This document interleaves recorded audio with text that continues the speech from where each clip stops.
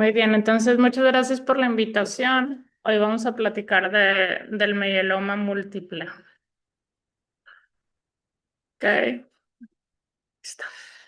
Muy bien, entonces estos son los objetivos de la clase o de la plática de hoy. Vamos a hablar de conceptos básicos en mieloma, del mieloma múltiple y otras enfermedades de células plasmáticas, algunos casos y del tratamiento. Ok. Entonces, bueno, de los conceptos básicos que vamos a ver el día de hoy.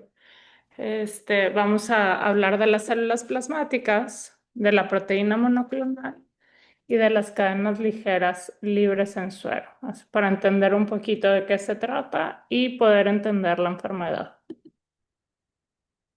Entonces, bueno, miren, esta es la célula plasmática. Así se ve en el microscopio. Esta es una célula plasmática muy bonita, no siempre se ve así de bonita. Es una célula que tiene abundante citoplasma. Tiene un núcleo excéntrico y a veces dicen que parece un huevo estrellado. Ok. Esta célula es una célula especializada que produce anticuerpos, ¿ok? Es una célula B madura. Entonces, si ustedes se acuerdan, las células plasmáticas vienen del desarrollo de las células B, ¿ok? Y para que una célula plasmática llegue a este punto, tiene que pasar por un proceso largo en el que además una parte muy importante es esto, que es el cambio de clase. Al principio las células B producen anticuerpos IgM y para cambiar de anticuerpo que producen tienen que tener mutaciones en su interior para poder producir los diferentes anticuerpos, IgM, IgG, IgE, IgA. ¿Ok? Estas mutaciones, que son parte de la vida de la célula, puede llevar a algún defecto en algún momento y producir alguna enfermedad como el mieloma múltiple. ¿Ok?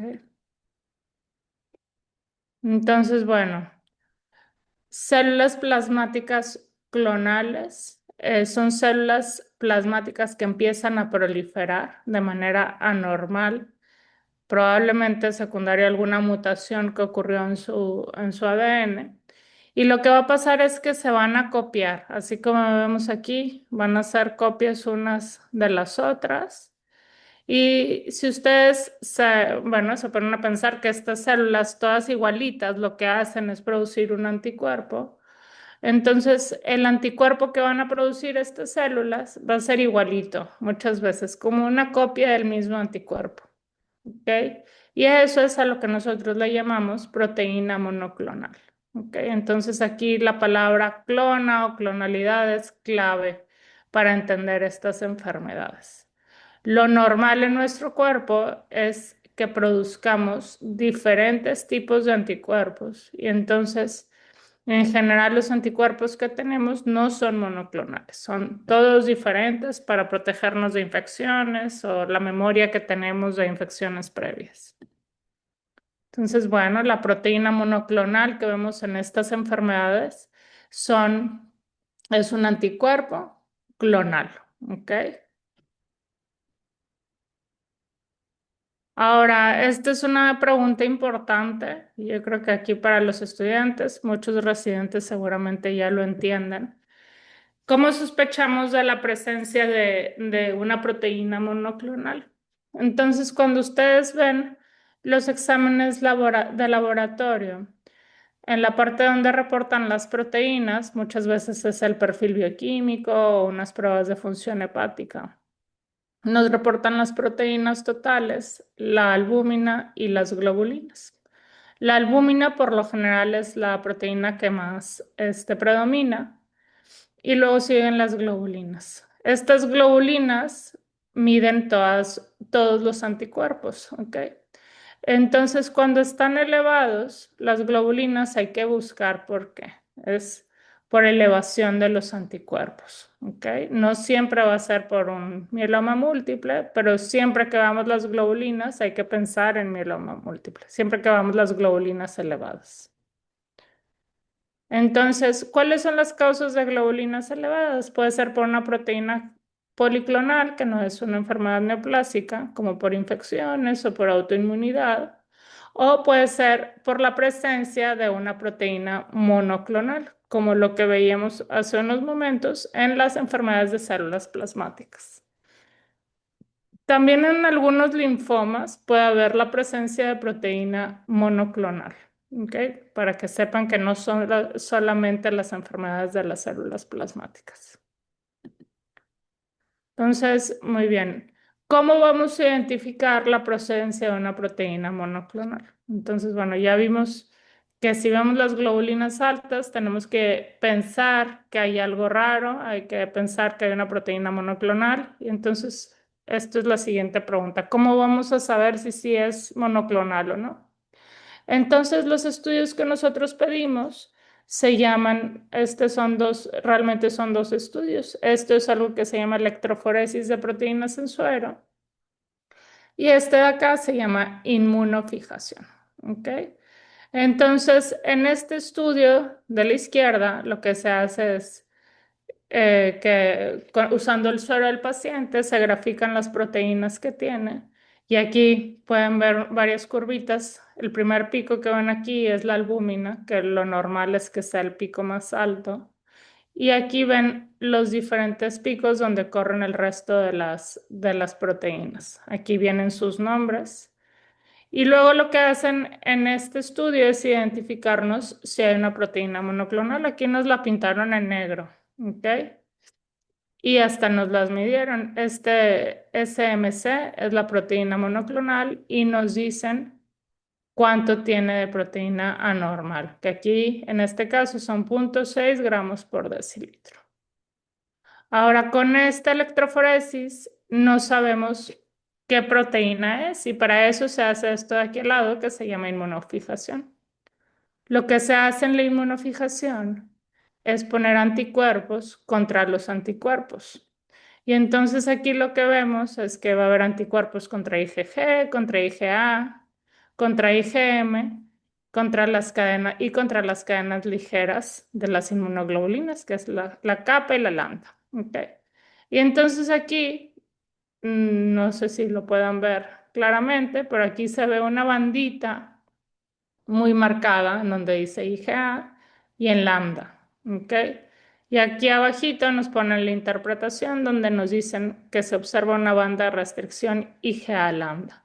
Entonces, lo que tiene el paciente al que le hicieron esta electroforesis es una proteína monoclonal IgA lambda y si al medirlo nos dijeron que tiene 0,6 gramos por decilitro de esta proteína, ¿ok?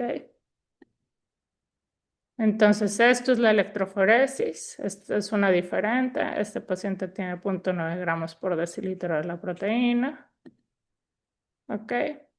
Y bueno, el siguiente concepto del que íbamos a platicar son las cadenas ligeras libres en suero. Entonces, si ustedes se acuerdan, los anticuerpos tienen cadena pesada y cadena ligera, ¿ok? Que es este pedacito de acá. Y de las cadenas ligeras tenemos cadenas ligeras kappa y lambda. Entonces, bueno, ahora vamos a pensar otra vez en las enfermedades de células plasmáticas en las que sabemos estas células son anormales, ¿verdad? Son células que vienen de algún proceso defectuoso en el que se está produciendo una proteína de manera normal. Entonces, sabiendo que estas células son anormales, podemos saber que no siempre van a producir el anticuerpo completo. A veces lo que hacen es producir nada más un pedacito del anticuerpo, ¿ok? Como en este caso. Entonces, las cadenas ligeras en este estudio que hacemos, lo que miden son cadenas que están libres, o sea, separadas de todo el anticuerpo. ¿Ok?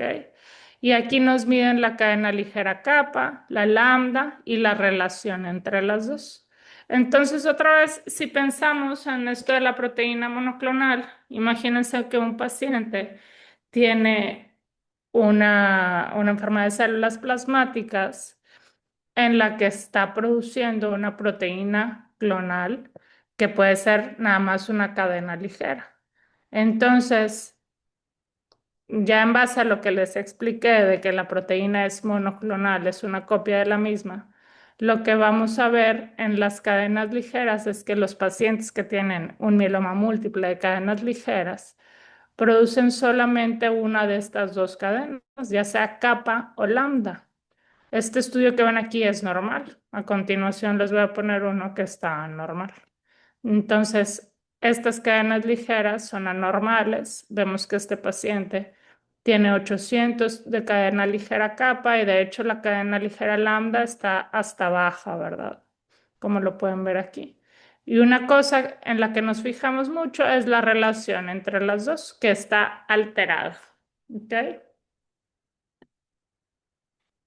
Entonces, bueno, las enfermedades de células plasmáticas, en general, todos los mielomas múltiples vienen de un proceso en el que se empiezan a formar células plasmáticas clonales. Al principio no es una enfermedad en sí, viene de aquí que se llama gamapatía monoclonal de significado incierto. Va progresando a algo que se llama mieloma múltiple asintomático hasta llegar al mieloma múltiple sintomático. Y pues en este proceso las células van adquiriendo más mutaciones y empezando a proliferar hasta ya darnos una enfermedad. Ok. Hay diferentes enfermedades de células plasmáticas, esas dos de las que acabamos de hablar. Hay veces que los pacientes tienen plasmocitomas solitarios, estos son tumores de células plasmáticas. Existe otra enfermedad que se llama amiloidosis de cadenas ligeras o amiloidosis AL, que es una enfermedad en la que se producen cadenas ligeras que se depositan en los tejidos y los hacen, pues digamos, duros y eso hace que no funcionen bien. Puede ser en el corazón, en los riñones o en diferentes órganos. Está el POEMS, ¿ok? Que es una mnemotecnia para polineuropatía, organomegalia, endocrinopatía y proteína monoclonal. ¿Ok? Ahora, ya hablando un poquito más del mieloma, el mieloma múltiple asintomático es esta condición en la que hay producción de células plasmáticas. Y aquí estos son los criterios, entre 10 y 60% de células plasmáticas en la médula con producción de una proteína monoclonal, pero al final no le está dando problemas al paciente. Es algo que sospechamos en los laboratorios, en un paciente que se ve bien, que no tiene ningún daño a consecuencia del mieloma. ¿Ok? Y luego está el mieloma múltiple sintomático, en el que ya vemos que hay una producción mayor de células plasmáticas malignas y estas están produciendo ya sea un anticuerpo completo, una proteína monoclonal, como les decía, todo el anticuerpo o cadenas ligeras que van a ocasionar daño a los diferentes órganos del cuerpo. ¿Ok? Entonces, el mieloma múltiple es una enfermedad, comprende más o menos 1% de las malignidades, 10% de las malignidades hematológicas y bueno, se presenta en pacientes mayores. Es una enfermedad que rara vez vemos en pacientes jóvenes. En general lo vemos en pacientes arriba de 65 años. Aunque aquí en la ciudad sí tenemos pacientes muy jóvenes de 32, 33 años. Son los pacientes más jóvenes que tenemos en el consultorio con mieloma múltiple. Y entonces, el mieloma múltiple, esto lo encontraron en un libro, es si pensamos todas las alteraciones que tiene que pasar, por las que tiene que pasar la célula B para madurar, podemos pensar que el mieloma múltiple es una consecuencia natural durante el desarrollo normal de las células B. Y aquí está en dibujitos lo que les estaba explicando. Esta es una médula ósea normal en la que hay células plasmáticas normales. Y luego aquí está, por ejemplo, una gamapatía monoclonal de significado incierto, donde hay unas cuantas células clonales anormales. El mieloma múltiple asintomático, que en inglés se llama smoldering, donde hay un poco más de células plasmáticas, y en el mieloma sintomático, donde hay una cantidad mayor de células plasmáticas que le van a causar problemas al paciente. Ahora esto en las condiciones más graves o de peor pronóstico, podemos ver algo que se llama leucemia de células plasmáticas cuando encontramos estas células en la circulación. O tumores afuera de la médula ósea que pueden estar en cualquier lugar, y eso le llamamos enfermedad extramedular, que también es, estas dos condiciones son las de peor pronóstico. ¿Okay? Cuando vemos leucemia de células plasmáticas o tumores afuera de la médula. ¿Okay? Entonces, la patogénesis tiene que ver con anormalidades genéticas. Aquí hay algunas de las más frecuentes. Si se fijan, se repite mucho el cromosoma 14, que tiene que ver con la producción de anticuerpos. Y también la patogénesis de la enfermedad tiene que ver con alteraciones en el microambiente que van a ocasionar inhibición del ciclo celular, van a propiciar la proliferación de las células y la inhibición de la apoptosis de las células plasmáticas. Muy bien. Una cosa que vemos en el mieloma múltiple es afección a los huesos o enfermedad ósea. Y eso tiene que ver con que estas células plasmáticas malignas ocasionan activación de los osteoclastos.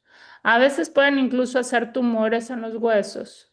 Y entonces consecuencias que vamos a ver va a ser osteopenia, lesiones líticas óseas y fracturas patológicas. ¿Okay? La presentación clínica habitual es la presencia de síndrome anémico, dolor óseo crónico. Siempre que vean a un paciente con dolor óseo crónico hay que pensar en mieloma. Infecciones. Acuérdense que estos pacientes están produciendo un anticuerpo normal y los normales están bajitos. Y también podemos ver sangrado. Esto de aquí es clave para ustedes. Espero que todos se lo aprendan de memoria. Esta mnemotecnia, que es el CRAB, tiene que ver con los datos que vamos a ver en los pacientes con mieloma múltiple, y de hecho son criterios de actividad de la enfermedad. Entonces, la C es por elevación del calcio, la R es por afección renal, la A es por anemia y la B es por lesiones óseas. ¿Okay? Entonces, no se olviden del CRAB, es muy importante para diagnosticar mieloma. Siempre que vean una combinación de cualquiera de estos, hay que pensar en mieloma. Cuando estamos pensando en hacer el diagnóstico de un mieloma múltiple, estos son algunos estudios que no son de utilidad. La biometría hemática, aquí vemos si el paciente tiene anemia. El frotis de sangre periférica, en el que buscamos si hay presencia de células plasmáticas. Miren, en este que está aquí al lado hay varias células plasmáticas anormales, como esta, que se ve aquí muy bonita, esta. De hecho, todas estas son células plasmáticas. Nos importa mucho ver la función renal, por eso vemos cómo está la creatinina y el BUN. Vemos el calcio. La deshidrogenasa láctica, que es se eleva cuando hay proliferación celular, y de hecho tiene que ver con pronóstico en mieloma. Obviamente lo que ya vimos de las proteínas y las globulinas, y que vemos aquí que se llama beta 2 microglobulina, tiene que ver con el pronóstico de la enfermedad. ¿Okay? Entonces, cuando estamos sospechando en mieloma múltiple, una de las primeras cosas que hacemos es ir a identificar si hay una proteína monoclonal, y esto se logra pidiendo la electroforesis de proteínas en suero, la inmunofijación y las cadenas ligeras libres en suero. Una vez que identificamos las proteínas monoclonales, tenemos que ir a ver quién las está produciendo, y para eso vamos a identificar las células plasmáticas. Esto se hace haciendo un aspirado de médula ósea, puede ser un aspirado y una biopsia de médula ósea.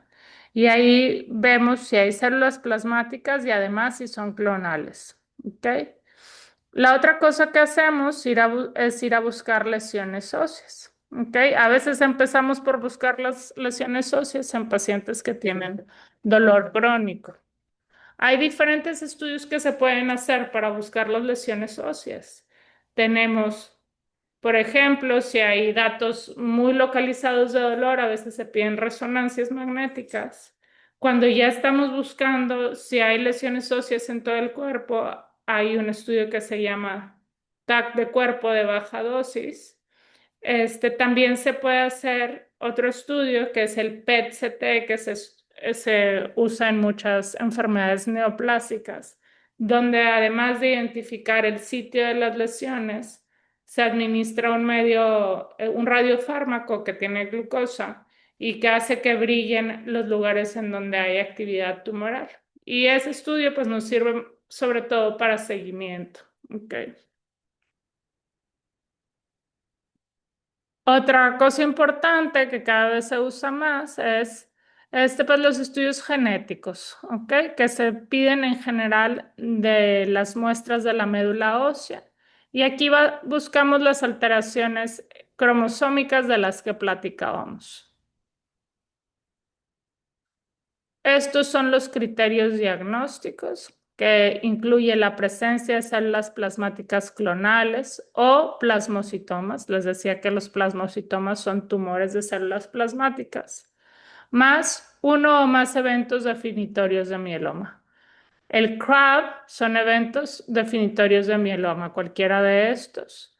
O otros son que haya más de 60% de células plasmáticas en la médula ósea, que la relación de las cadenas ligeras esté muy elevada, o que haya más de una lesión focal, o sea, más de una lesión focal de células plasmáticas.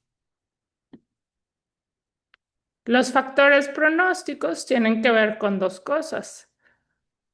Uno son los relacionados en sí al tumor, como las alteraciones cromosómicas, la elevación de la deshidrogenasa láctica, que les decía tiene que ver con proliferación celular, la elevación de esta beta-2 microglobulina, si hay células plasmáticas circulando o no, si hay enfermedad extramedular y los factores que tienen que ver con el huésped. Entonces no es lo mismo un paciente de 80 años que además tiene múltiples comorbilidades a un paciente de 60 que en general es sano y es deportista. Entonces, los factores del huésped son importantes, su estado funcional y la función renal. Estos son dos escalas diferentes que usamos para clasificación. Una es el Dury Salmon y el otro es el ISS revisado. ¿Ok? Y estas escalas en general lo que incluyen es qué tanta proteína monoclonal se está produciendo, el nivel de hemoglobina, si hay afección renal o no, el nivel del calcio también.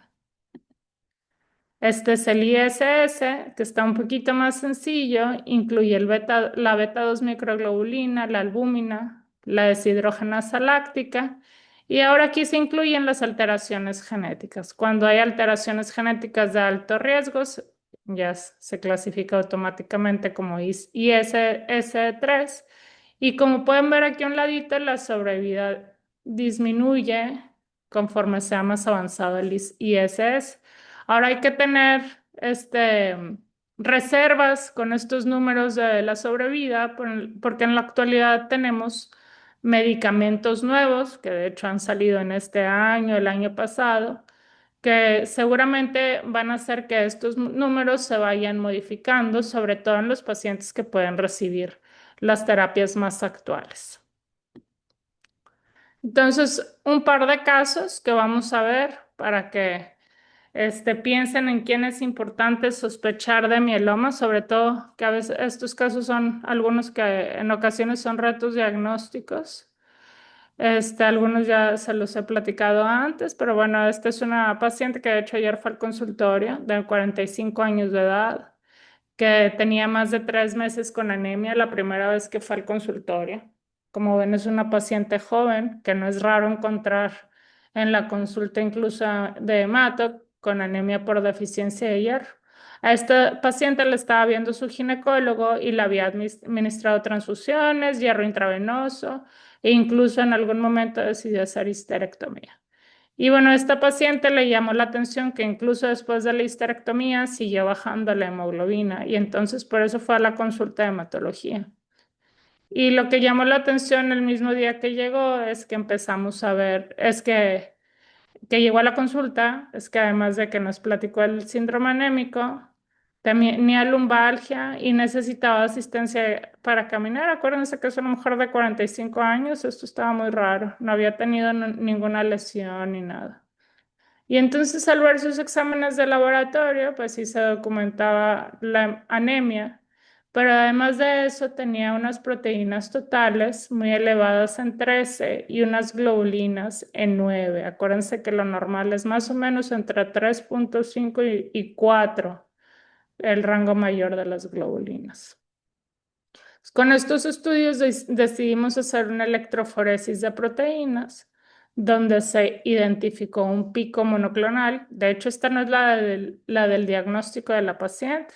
Muchas veces en el diagnóstico vemos que este pico está incluso más alto que el de la albúmina. ¿Ok? Y entonces en la electroforesis con inmunofijación detectamos la proteína monoclonal IgG-kappa, se hizo el aspirado de médula ósea donde vimos que había células plasmáticas y se hizo una resonancia de columna lumbar donde veíamos una fractura vertebral. Entonces, bueno, ella recibió tratamiento de mieloma, recibió un trasplante autólogo de médula ósea. Obviamente también fue valorada por medicina del dolor por este dolor crónico que tenía. Y bueno, su respuesta actual es una respuesta completa. Ahorita va al consultorio caminando sin apoyo, no tiene anemia.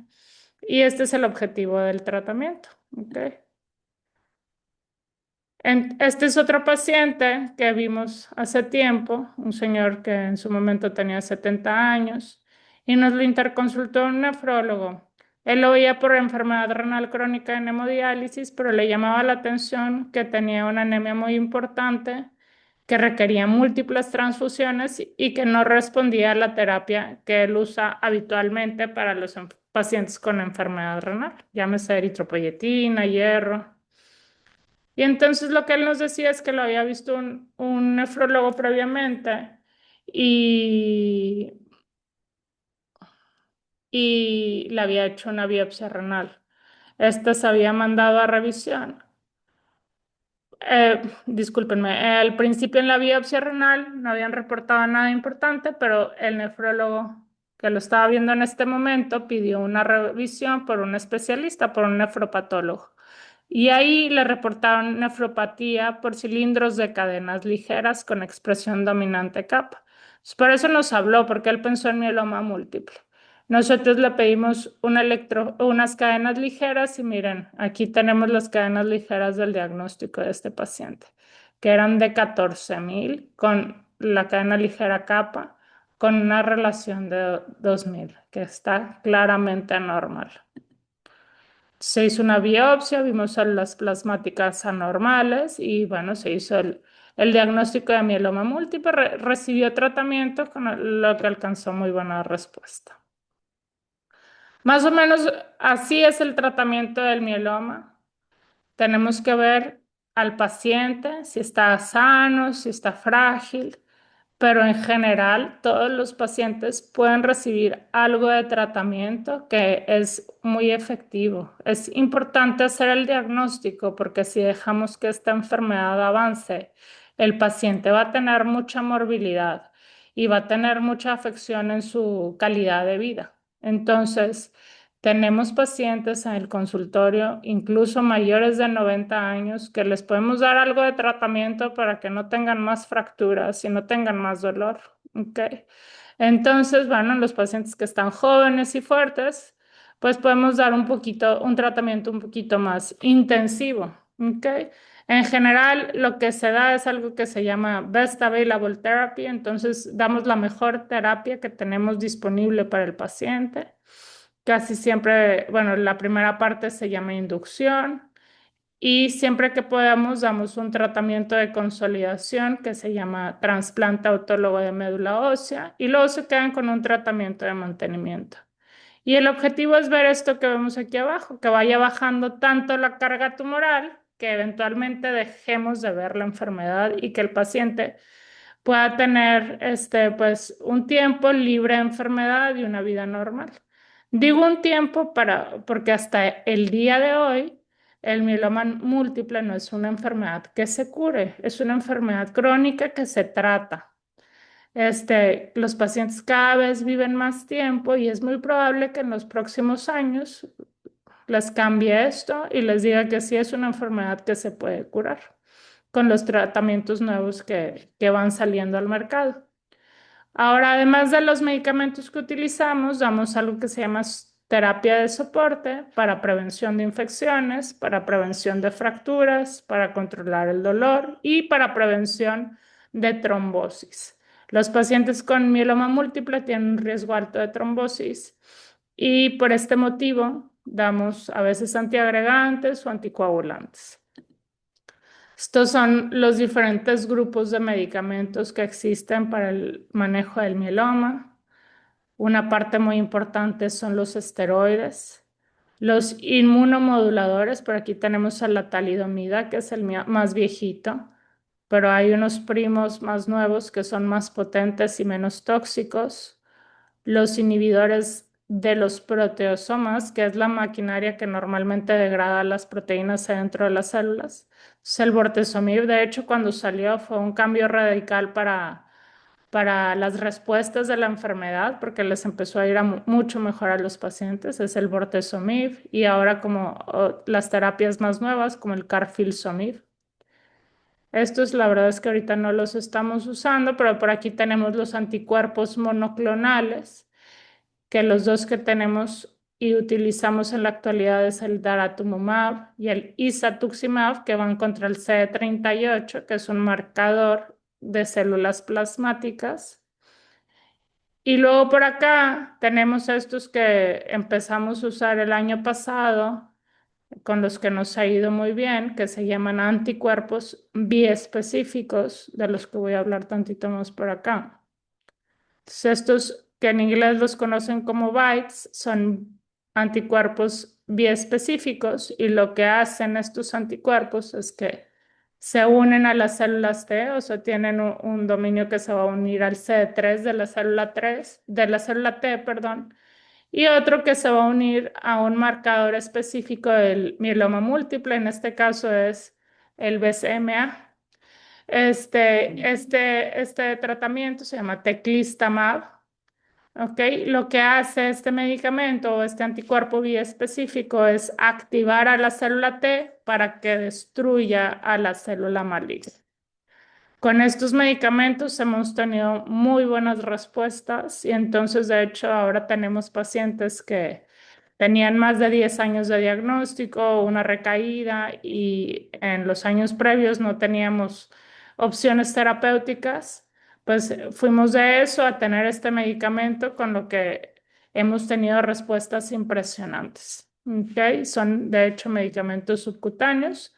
Este es el teclistamab. Hay otro que salió un poquito después que se llama talquetamab, que tiene otros efectos adversos que no nos gustan tanto. Y bueno, tendremos otro que saldrá este año que se llama el ranatamab. Y bueno, conforme vayamos usando estos en líneas más tempranas, vamos a ver mucho mejor pronóstico en nuestros pacientes. Y estos otros tratamientos que son los CAR T-cell therapy, en español son las células T con receptores quiméricos, que es terapias que todavía no estamos usando en México, pero esperamos pronto empezarlos a usar. En estas terapias lo que se hace son extraer células T que se van a modificar genéticamente para que expresen un receptor en contra de la célula maligna. Y entonces después de eso se infunden de nuevo al paciente y el objetivo es que estas células T van dirigidas a matar a las células de la enfermedad. Esperemos que esto lo empecemos a ver pronto. Bien. Entonces, bueno, de conclusiones, bueno, en lo que vimos el día de hoy es en quién vamos a sospechar el mieloma, pacientes con anemia sin causa definida, cuando veamos elevación de globulinas, cuando veamos enfermedad renal que no tenga una explicación, que todos estos deben de ser motivos para que ustedes sospechen el mieloma múltiple y aquí podríamos agregar dolor crónico, dolor óseo crónico. Y bueno, ante la sospecha hay que mandar al hematólogo. Y estos son estudios que ustedes deben de saber que existen y que son con los que hacemos el diagnóstico de mieloma múltiple. Y buscamos la proteína monoclonal, la electroforesis de proteínas en suero, la inmunofijación y las cadenas ligeras libres en suero. Muy bien. ¿Es todo? Muchas gracias. No sé si hay alguna duda.